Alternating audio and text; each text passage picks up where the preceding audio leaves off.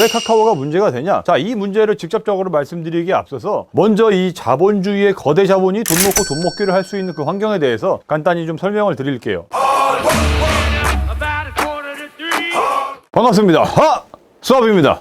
오늘은 카카오의 골목 상권 침해에 대해서 이야기를 나눠보려고 합니다. 요즘 막 논란이 되고 있죠. 카카오 주식이 지금 약 21% 정도 빠져가지고 시총이 거의 뭐 몇십조 가까이 빠졌다. 뭐 그래가지고 굉장히 난리가 났습니다. 그런데 9월 15일 날 상생안을 발표하면서 약 5%의 주가 상승이 다시 됐습니다. 이 내용에 대해서 모르시는 분들을 위해서 좀 설명을 드리려고 해요. 우선은 뭐가 문제가 됐냐? 자, 얼마 전에 금융위원회와 공정위원회에서 이 빅테크 기업에 대해서 규제를 발표했습니다. 그래서 그 대상 중에 하나가 카카오였어요. 왜 카카오가 문제가 되냐? 자, 이 문제를 직접적으로 말씀드리기에 앞서서 먼저 이 자본주의의 거대 자본이 돈 먹고 돈 먹기를 할 수 있는 그 환경에 대해서 간단히 좀 설명을 드릴게요. 우리는 지금 무한 경쟁에 살고 있습니다. 근데 이 무한 경쟁의 바탕에는 자본이라는 게 있어요. 나는 이 A라는 자리에 치킨집을 하나 차렸어요. 이 치킨집은 한 마리당 2만 원을 받으려고 해. 근데 며칠 있다가 B라는 자리에 다른 사장님이 또 치킨집을 하나 차린 거예요. 근데 이분은 17,000원을 받겠대. 근데 맛이 비슷해. 그럼 어떻게 됩니까? 여기서 A 지점에서 가격을 더 내리든지 아니면 맛을 더 올리든지 뭐 둘 중 하나의 방법을 찾아야겠죠. 그래서 더 많은 소비자의 선택을 받도록 이렇게 경쟁이 되면 어떻게 되냐? 그 혜택을 오로지 소비자가 보게 됩니다. 무한 경쟁에 대한 혜택을 소비자가 보게 된다고요. 그래서 시장을 자율경쟁 체제에 놓게 되면 소비자가 유리한 측면으로 계속해서 시장이 흘러가게 됩니다. 아니 근데 카카오가 이 경쟁에 같이 들어왔어. 그래서 소상공인들과 같이 경쟁을 해줘. 그럼 소비자한테 더 큰 이득이 아닌가요?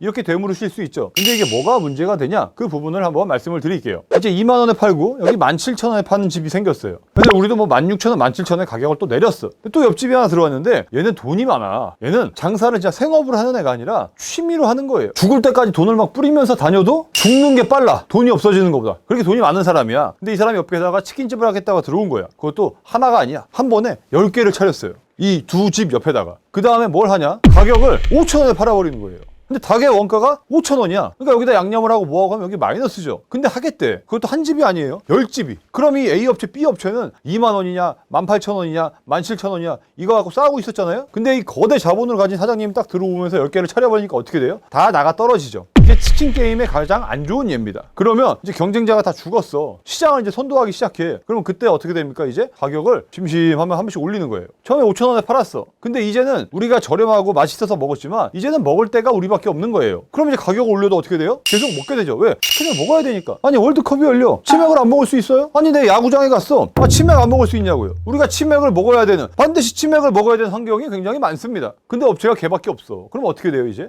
2만 원이든 2만 5천 원이든 3만 원이든 사 먹어야죠. 이게 거대 자본이 마이너스 성장이라는 거를 계속 하면서 회사를 운영할 수 있는 가장 궁극적인 이유입니다. 그래서 예전부터 대기업에 대한 규제를 하고 있죠. 대기업이 골목상권에 들어오지 마라 라고 하는 이유는 뭡니까? 대기업이 골목상권에 너무 깊숙이 들어오게 되면 이게 소비자한테 득이 아니라 장기적으로 봤을 때 해가 된다는 거예요. 왜요? 대기업도 그만큼 투자한 만큼 뽑아야 되니까 언젠가는 이 수익 구조를 뒤집기 위해서 처음에는 혜택을 주는 것 같다가 나중 되면은 뒤통수를 빵 쳐버린다는 거죠. 근데 이 제재 대상에 카카오는 없었던 거예요. 자, 실제로 카카오의 시총이 삼성 못지않게 지금 올라왔어요. 근데 제재 대상에 되지 않았던 거는 이게 뭐 대기업의 그 요건에 맞춰지지 않았기 때문이에요. 근데 이런 어떤 규제와 그 다음에 카카오톡이라는 플랫폼으로 지금 이제 뭐 모든 국민이 하루에 문자보다 이제 카카오톡을 더 많이 쓰는 시대가 됐어요. 하루 종일 카카오톡이 울리죠, 우리한테. 카톡. 그러면서 이제 이걸 이용해서 골목상권에 들어오기 시작합니다. 근데 너무 깊숙이 들어왔어요. 모빌리티까지도 사실 좀 그들만의 리그라고 생각을 했어요. 뭐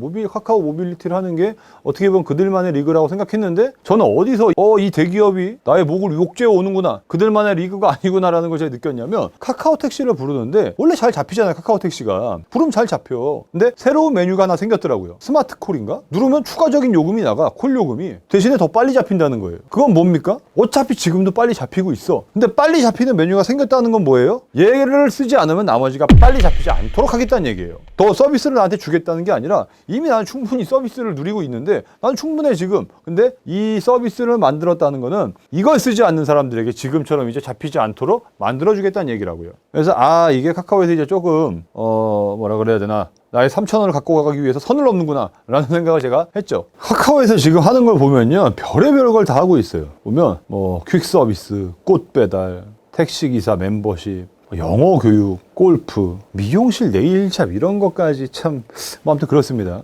수수료를 예를 들어 무상으로 해준다면 괜찮지만 이게 지금 어쩔 수 없게끔 사용할 수밖에 없게끔 만들어 놓고 수수료를 계속해서 조금씩 올려가고 있으니까 좀 문제가 되는 것 같아요. 네, 서민경제인데 제가 그 카카오 골프, 스크린 골프를 한번 예로 들어볼게요.